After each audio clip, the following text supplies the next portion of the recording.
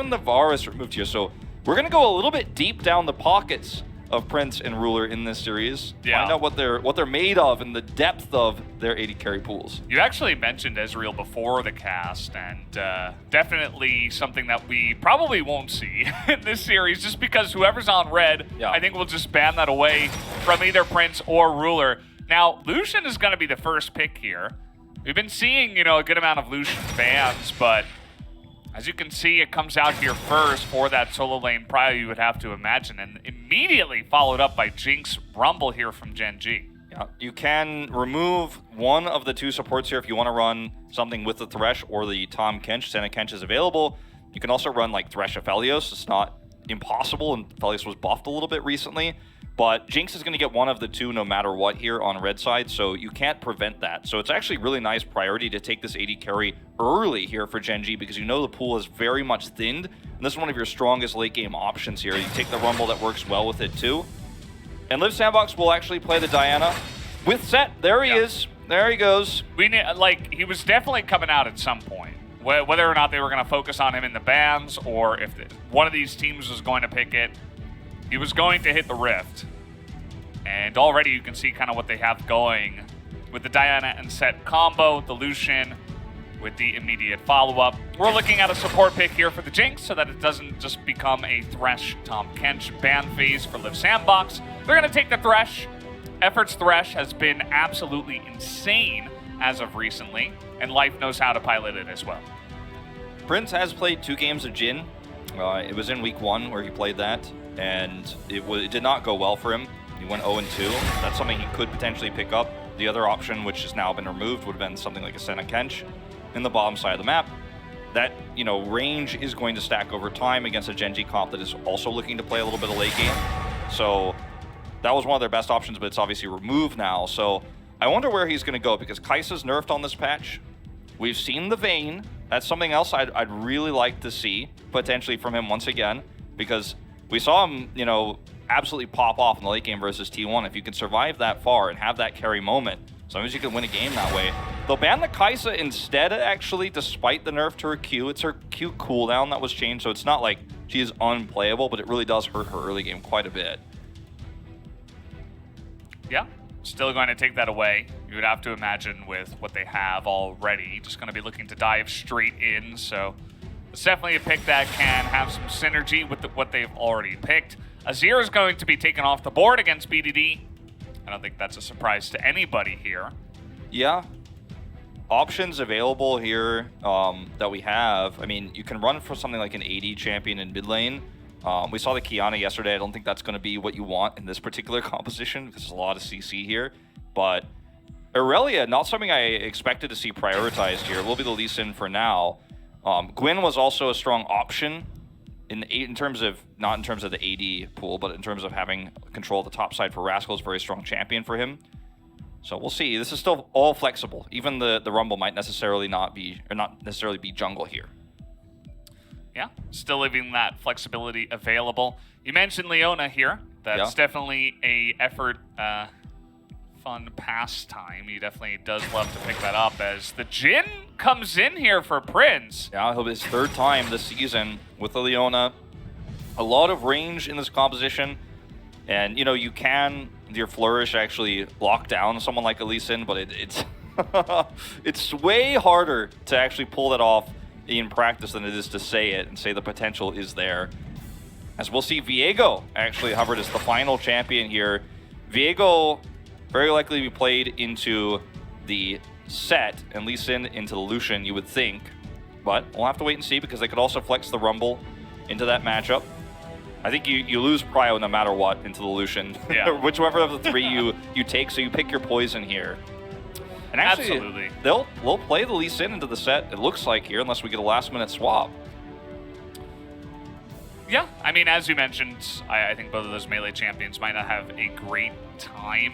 Viego and Lee Sin do have a decent amount of sustain, but either way, it does look like BDD is going to be piloting the Viego this time around, as it says Gen.G Punch.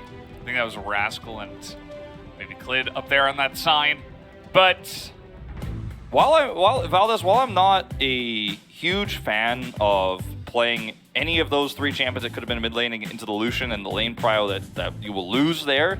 I'm not a huge fan of that, but I also don't really like this Jhin pick, but you don't have great options, right? The only other pick he could have had that he's played so far this season would have been the Vayne. Well, we saw him play against T1, and that doesn't feel great into this either in terms of the range problem that you're going to face. So yeah, it was really a great draft by Gen.G because they, with the AD carry bans that came out, they picked one early. They got the Thresh early with it, so they guaranteed that that was not going to be an issue for them going into the later parts of the game.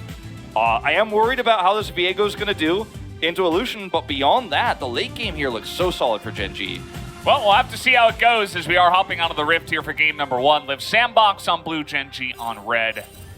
And all things are right in the world with Gen.G on the red side, which they did, of course, select as the home team today.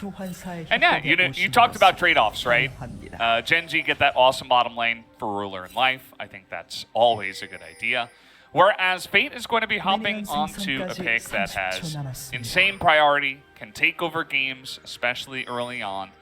And I think there will be some onus on him and Summit and Krako, the top side of the map, where they find generally their strength as a team to really get ahead and kind of shore up what could be a rough bottom side.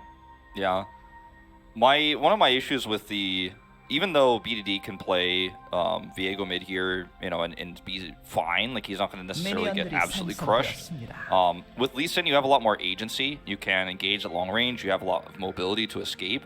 Whereas Viego is going to be bogged down in this lane. He's going to constantly be threatened. He's going to be chipped away at. And his ability to roam and actually make an impact anywhere else in these early scuffles we're going to see around Rift Herald, around first and second Drake, really gets hindered by the fact that you lose priority, whereas Rascal could have, or not Rascal, but Lee Sin could have like ward hop. There's a lot of ways for him to actually avoid getting chunked down. He can actually engage from a lot of different angles, and sure, Viego can become invisible and roam towards the bottom side of the map, but I think he's really going to be quite shackled by this tough matchup.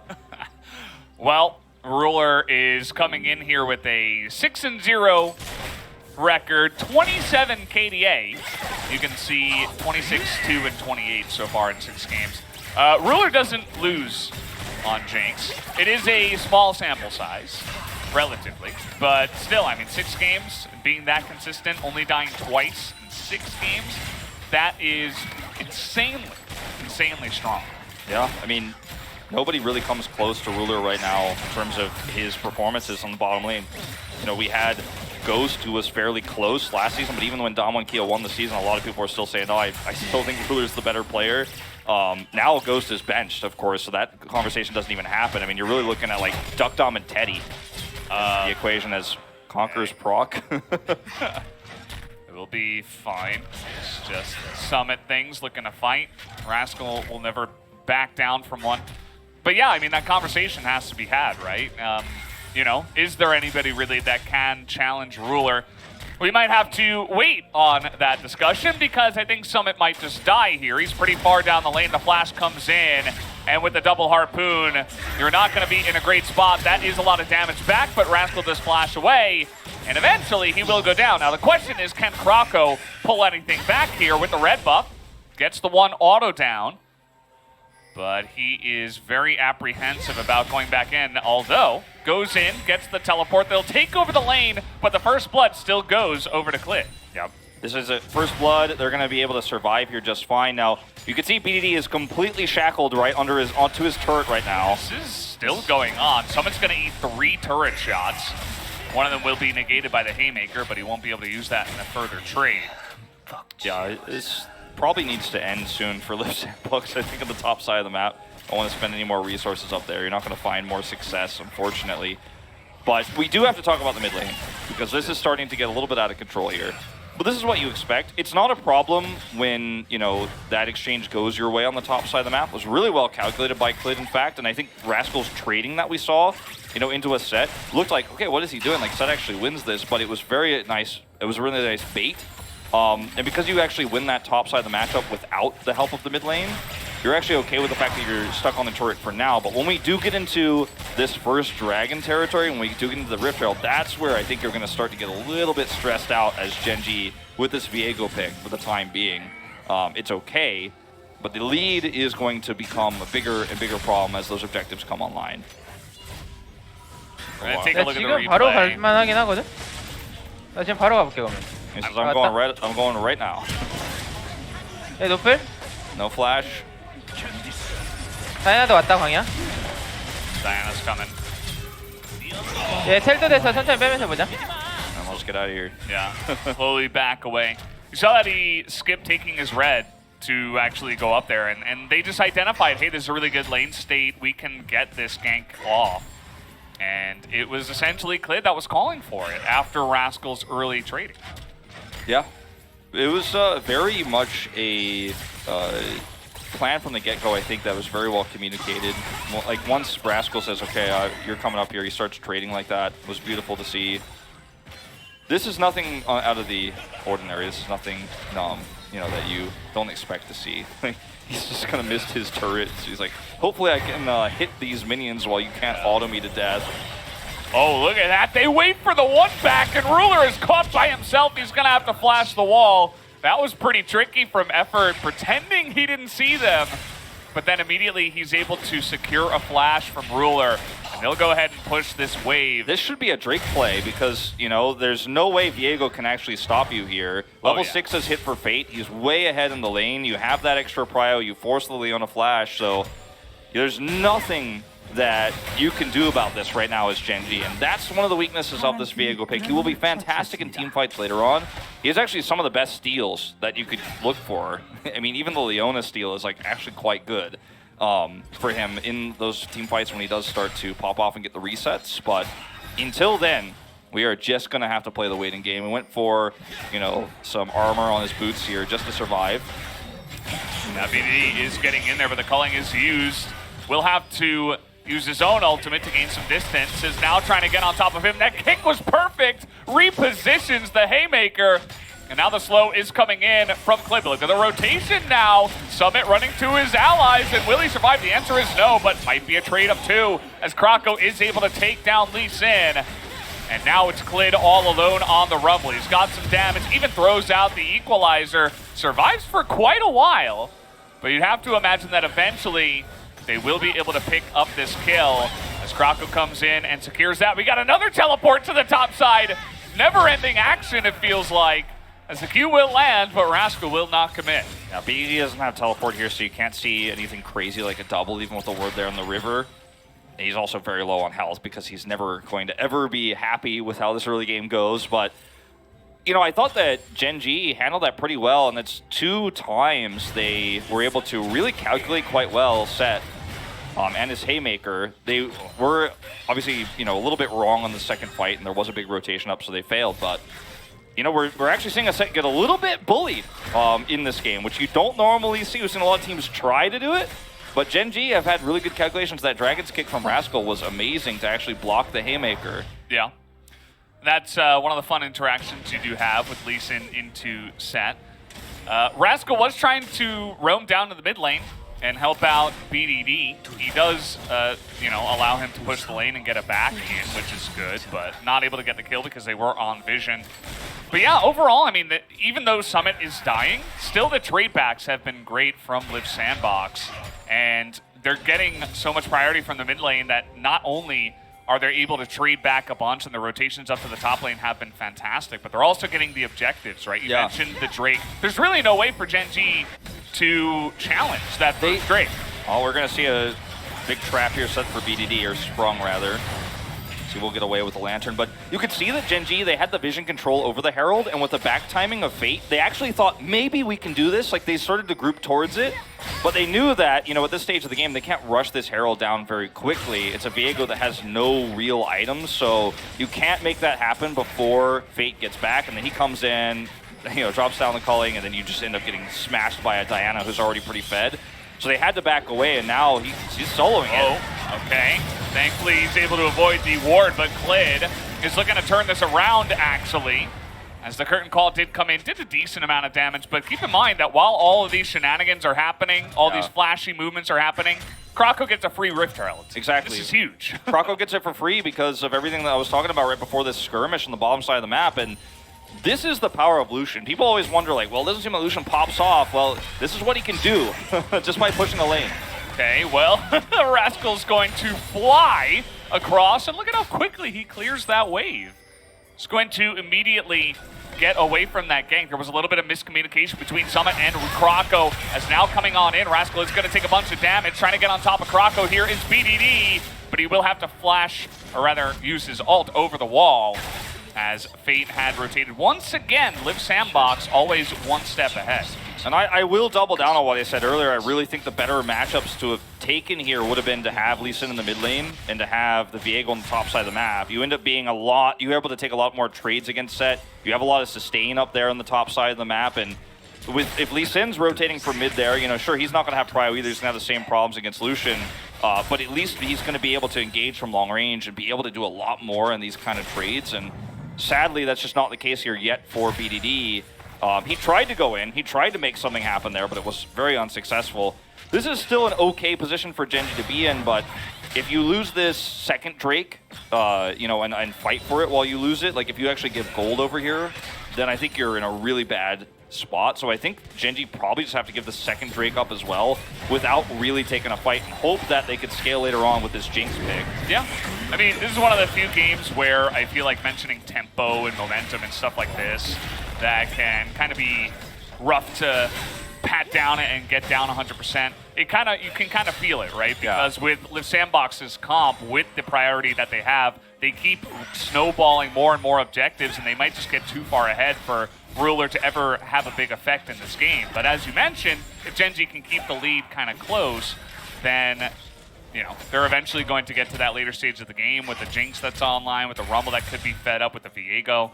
And you can see that Gen.G are thinking about coming into this Infernal Drake. They have put down a lot of vision here. Scuttle is pretty huge, actually, for Liiv Sandbox. I can see this rotation over. I think they're a little bit surprised.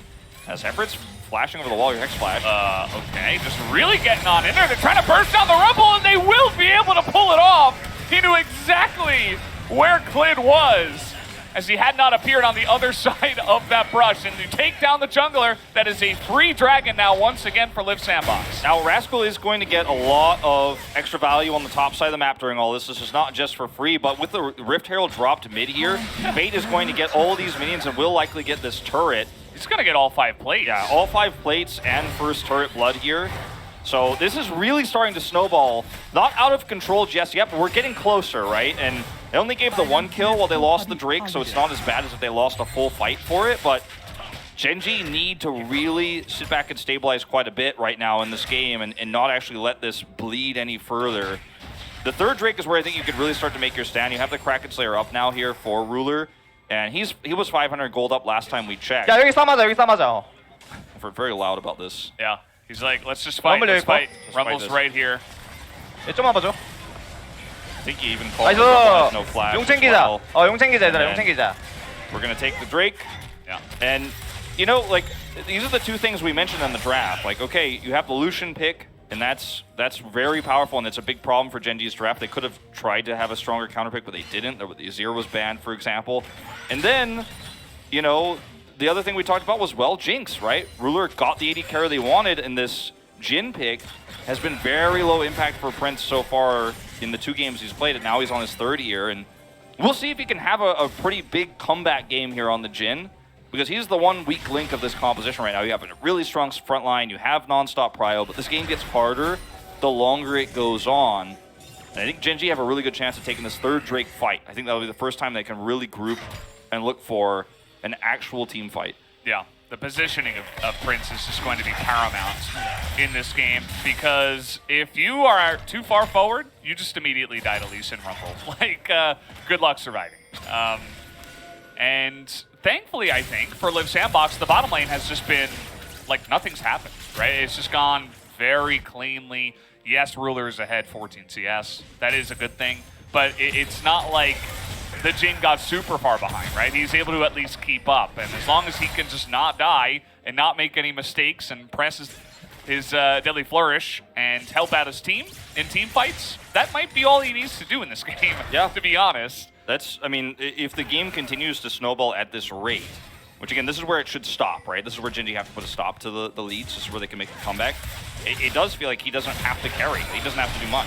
Okay, trying to make the play here. Summit is going to burn down. Eventually goes down. Fate now trying to trade it back. He's got a lot of damage, but with the TP coming in, They will not mess around with that, although Krako is sticking around, and he will avoid that stun.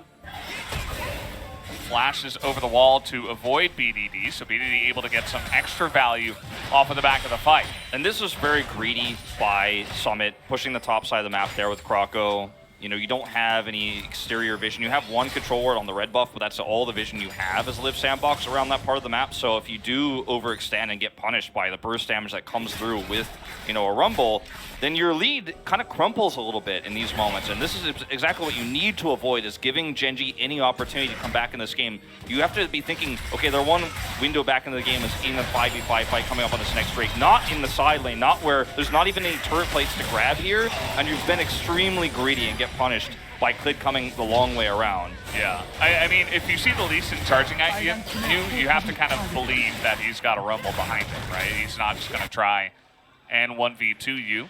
Could get into some trouble, but as you mentioned, a little bit greedy, trying to really push that down. Now Summit a little bit far down the lane, but actually the mine there is going to help out a little bit, as Summit will be able to back away.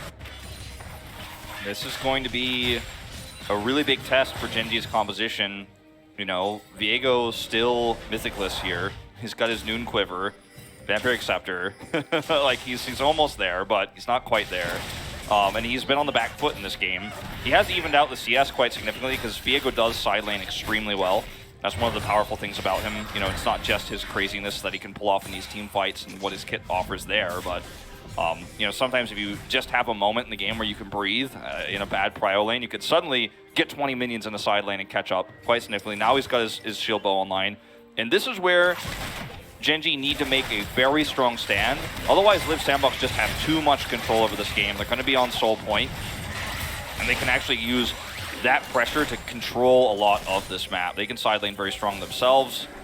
So this is a really big turning point potentially for Gen.G, and if they can win this fight too, they get a lot of extra gold they so desperately need to push this composition towards the late game. Yeah, and Liiv Sandbox, thankfully for them, this turning point comes pretty early on, as Life is kind of playing a little bit with his food here. He's got to be real careful about flying too close to the sun. Fate is up 5 levels on him and is able to chunk him down extremely low, as Gen.G, they're going to get started here on the Drake, challenging Liiv Sandbox to challenge them, and they're just going to take it, as that is a big solar flare that does come in, but where's the follow-up? It is non-existent. Liiv Sandbox give the objective away, and now Gen.G are thinking about engaging. They are pushing with the Rift Herald into the mid lane, so they're getting value, and they're trying to zone them away from the mid lane, and that's the saving grace here. Able to take it down. Yeah, that's the saving grace here really for Liiv Sandbox, is you gave a Drake for free, and it was not a fight that you wanted to just like avoid entirely. And when you talk about Gen.G starting to come online, and this needs to be a fight they actually have to win. It's supposed to be a hard fight for Gen.G to win, but it's a really big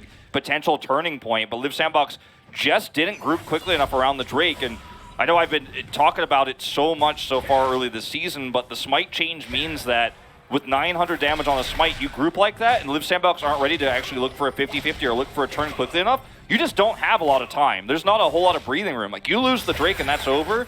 So at least they had the Rift Herald pushing mid, so there's a consolation prize here, but Gen.G get one of the hardest prizes it should have been for them to take, and take tempo back in this game, essentially for extremely low cost here.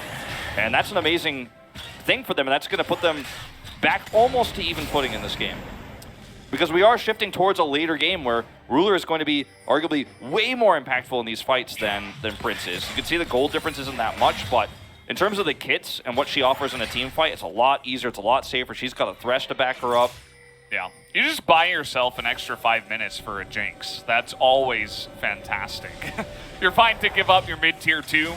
Doesn't matter that much. Yes, there is going to be a little bit more vision control, supposedly, here for Liiv Sandbox around the middle side of the map, but absolutely you're very happy with this as Gen.G. And I said the onus would be on Fate in this game. I think he's done really well so far. We'll see how he can do later on in these team fights, because if he just gets blown up and doesn't do anything, they're almost definitely going to lose, you would have to imagine. And speaking of which, he's getting teleported on. He is very far down the lane. There's the equalizer. Easy kick here for Rascal. Basically the alley-oop into the open arms of BDD. Ruler has cleanse. He's out they're here. trying to get on top of Ruler here hardcore, and they will be able to, as he was all alone, and now Summit is just absorbing so much of this damage in the front line. Prince has miles of room to just run at the enemies because of this. And now look at this, the curtain call comes in and the shots are easy as he picks up another one. And Liiv Sandbox take a huge fight in the enemy jungle. I really thought that Ruler was going to be fine there. He had cleanse and flash, but it's still not enough to get him away. It was a really nice rotation from Liiv Sandbox, and they 5 seconds. They cut the Gen.G comp into pieces, right? They were actually caught in such an awkward spot, and that's where you're really going to see Jin get a ton of value with the curtain calls in those moments when everybody's tucking tail and running out, and they can't try to turn the fight, and Jin is impervious to any damage. Nobody can come near him. Rascal rotates over here, but I don't think he's got a chance. He's going to just hop out. Yeah, he just gets out of there, and that's an easy smite. 20-minute Baron. 20 minutes, 20 seconds, basically. I mean, they started as yeah. it spawns. So Fate gets punished, right? And this is a moment where I was about to start explaining why you can't be too greedy. You don't want to give Gen.G free goal, but then Ruler goes way far away. Now remember, he has flash and cleanse, but it's Summit who, after the cleanse is used, is able to not only catch him, but use him to escape in this fight, and sets Kit. I mean, how many times do we have to go back to this? Like, it's just not fair. No, like, legitimately, in this meta, there's just so many different ways for him to use his kit to get away, to absorb damage. It's ridiculous. And we mentioned how we were going to see it absolutely in this draft. I thought maybe it would come even earlier in the draft, but it came out eventually. And Summit, just a great mind and understanding of his position to actually, hear the calls of his teammates and flash in towards Ruler through all the enemies that he actually was caught in. He was like tanking 4 people, finds the backline AD carry, uses that to escape, and then he absorbs even more damage. Yeah. And does a huge amount of damage with his Haymaker. It's pretty ridiculous. I don't want what the set can do right now. 0 and 3 as well. I don't want to criticize Ruler too much for that mistake either, but we'll talk about that later. Okay, well, they're going to get the lockdown. Leona Jin is pretty awesome as a duo, you can see. You're just able to get the tip of the Solar Flare even. You don't even have to land the stun, and with the Deadly Flourish follow-up, you can secure many easy targets, and Life is going to die once again. He is not tanky at all. Yeah. Just wanted to mention, in that moment where Ruler is caught, like, you can't blame him for that. He's collapsing in, he's jinxed, he gets a kill, he gets excited, and then, he actually carries that fight and gets the money that he so desperately needs to really start to pop off and accelerate how quickly he's going to get to that carry phase in the later parts. You talk about the Solar Flare engage here. I want to watch this one more time. BDD is on the flank, but, there's just not much he can do.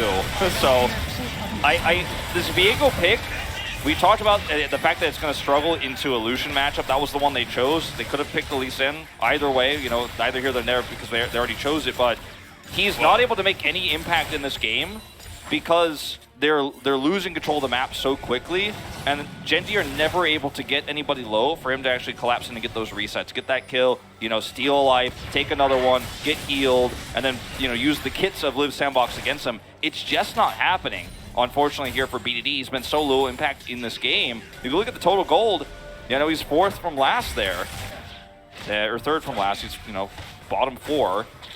As a mid laner in this really rough matchup, and Liiv Sandbox just have so much control over this game now.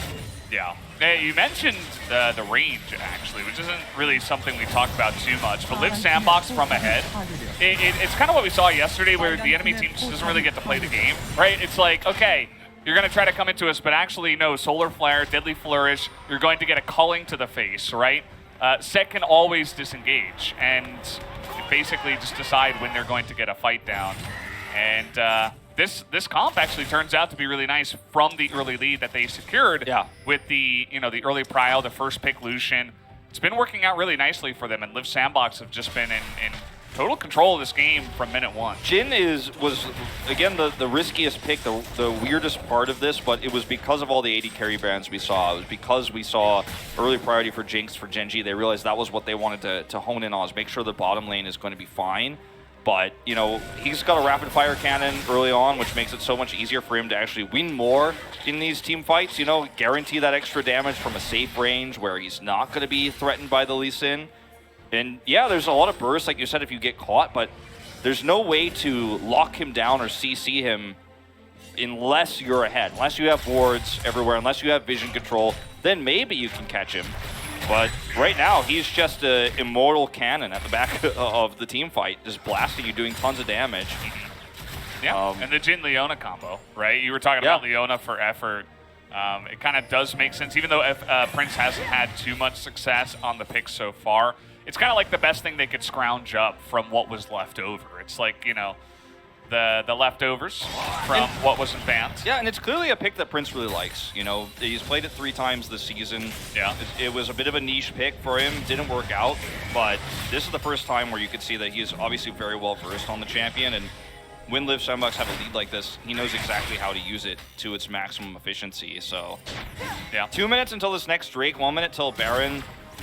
Jinx, you know, has 2 items online and a BF sword. She's still very powerful, and there's still a chance for Gen.G to win this upcoming fight. But without vision control, with all the lanes being pushed against them, minus the bottom lane, which is, you know, until that Drake actually spawns, unfortunately very useless. It's just extra gold here for Rascal. It's going to be hard for Gen.G to really take a fair fight on this Baron. It's not going to be a fair fight if Liiv Sandbox want to try to take it right away. Prince just went back and bought IE. He bought the Infinity Edge, and you were talking about items here for the 80 carries. He's going to hit that breaking point first. I don't think that Ruler's going to have Infinity Edge for the Baron fight. No, I don't think he's going to get it on time. He just got the BF sword like just moments ago, so I don't think he has any. He's desperately farming. They're giving the majority of the farm over to him. You know, Klid's not even really farming that much, and you can see, look at the positioning as well. I think LS would be really happy with this one. They're prioritizing the Ocean Soul over the Baron that is about to spawn, and they're actually looking for the pick on the Rascal first. Wow, that stopwatch gets a lot of value. Still not going to live. I mean, that was almost just like a mental game, like they were mind game, and I'm like, all right, we're so winning, it doesn't even matter, but there's no way he actually thought that was the timing of Solar Flare. but now look at this. Coming over here. Trying to get in. The equalizer is used on the Baron as they're trying desperately to DPS it down, but the damage is coming out already from Fate. And the chase is on. Summit is going to get a huge engage into that back line and will survive for quite a while. Ruler and BDD still on the run, but Krako and Effort are hunting them down. Ruler will absolutely not be able to get away from this one, and BDD will meet the same fate eventually, as down he goes to the hands of Fate, and they're going to look to push to end the game. Yeah, this is very likely just going to be simply the end. Really greedy play here from Gen.G to try to rush down that Baron. Liiv Sandbox had so much vision control. Look at all the wards they still have around the Baron pit. This was not something that Gen.G thought they were going to hide or get away with. They just thought, okay, we've got to do something greedy. But double teleport was available. Yeah. You know, the response was right there. Effort just going to tank it up. They want to end the game right now. Yeah, they want to get on in there. Life is, he's just running away, and they can just zerg it down. They don't even need to look at the enemy champions here, although Fate is going to go down. They got to hit the Nexus. Prince has a lot of room, and one more shot will do it. And in 27 minutes, Liiv Sandbox dominate Gen.G in game number 1.